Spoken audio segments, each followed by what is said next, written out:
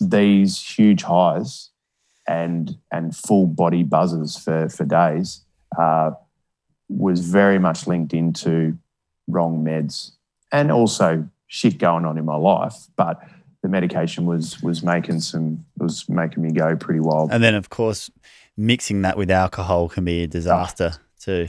Loaded gun. Yeah. Ridiculous. When did you really start to struggle with your mental health and it started to fall apart? 3 things happened. I was going through a massive relationship breakdown and kids involved and all of that. The last 5 weeks of my career, I was homeless, living out the back of my car, playing AFL footy with no money, all my clothes in the back of the Toyota Prado with my dog.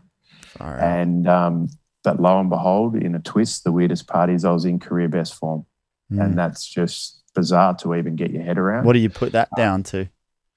You had nothing else to focus on at that time? Yeah, maybe. Do you know what? Maybe the anxiety. It might just be I don't give a fuck. I'm just rolling with this. So I even remember drinking we had a twilight game against Essendon and on the Saturday, and I reckon I drank 6 stubbies on Friday night, which I've never ever done.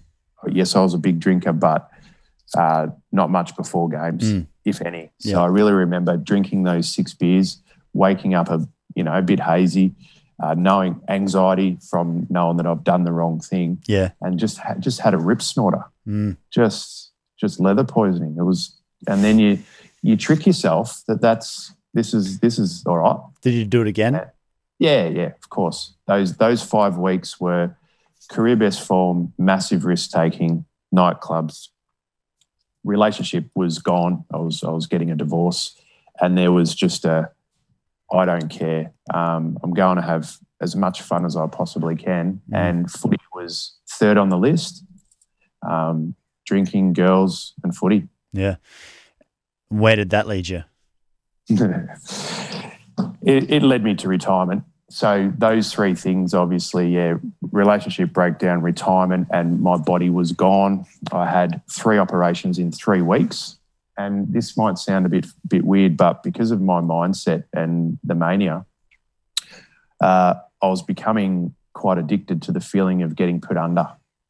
And the painkillers and the sedative drugs that they were prescribing was making me more normal and just being able to deal with day-to-day life. So that was interesting, getting over hernia, shoulder reco, and my hips got done. Opioids? Yeah. Because you couldn't get into that state without that.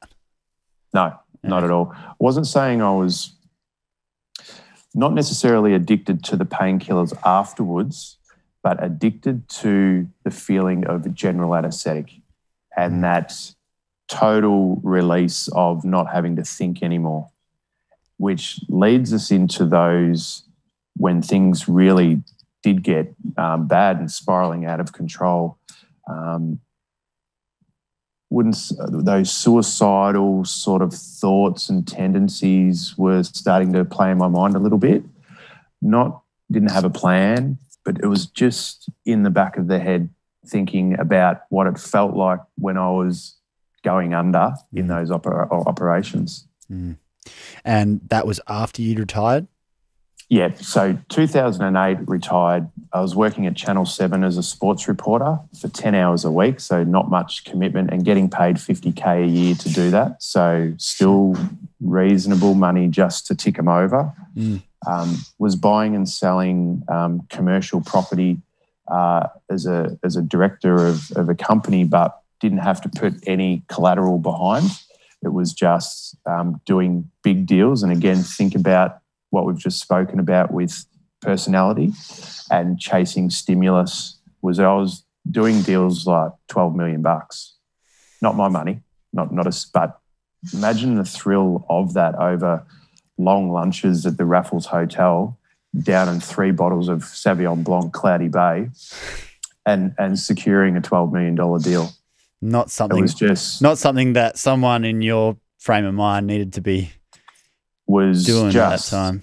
Ridiculous. And look, the the guys that I was in business with had just sold their business, and they were worth a lot of money and fantastic guys. And again, just all fueled each other. They were a lot older than me, and I just felt safe. It was that time just suited me, and obviously, some run-ins with the law, some drink driving charges, some assaults, and essentially 4 big incidents in a short amount of time.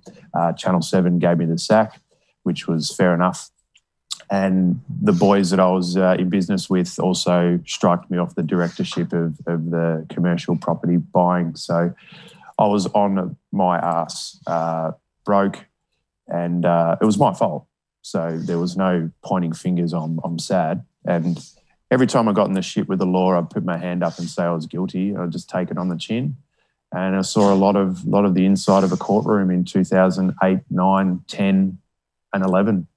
Throughout that, were you operating still with that mindset of, I don't give a fuck? Yep. Yeah. World's got the problem. Went on a footy trip at the end of 2008 and just annihilated myself. Took a whole wad of money over, and the risky behaviour that I engaged in over there. I was on a different time clock to the 35 of me mates at Freo. I would be roaming the streets till wee hours of the morning on my own, and I'd sleep during the day, and it was just bizarre. Were you sort of punishing yourself or looking for trouble, like looking to really implode because you didn't like yourself? Yeah, all of that, and also wanted to put myself, I believe, in situations of going back to those suicidal tendencies. And I've had a lot of therapy around this, identifying it, putting myself into a situation where possibly I would get shot, beaten up to the point of no return. Yeah. And that was my way of going down that path. Yeah, absolutely. I got beaten up many times and hurt and all of that, but not to that extent. But you were inviting it because you were punishing yourself.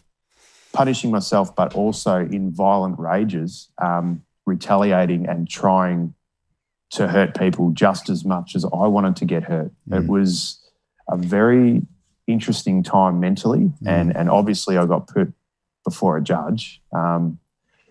Judge Stephen Heath, Chief Magistrate of Perth, and he was, I believe, reasonably soft on me. He could have been a lot harder, but there was a lot of things put in place that I had to achieve around learning about alcohol,